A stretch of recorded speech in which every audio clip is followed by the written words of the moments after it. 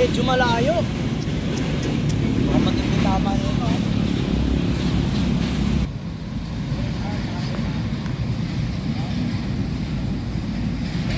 Friends, sira na naman yung bike mo. Ito nga problema namin, inaayos namin kasi may tatagpuin kami bukas, medyo malayo-layo. Ay, teka! Saan nga pala kayo galing? Pinasyan ko ang anak ko. Ah, ganun ba? Ay, kanina, nang galing dito si Kuya Darwin. Hinahanap kayo, galit na galit. Huwag intindihin yun.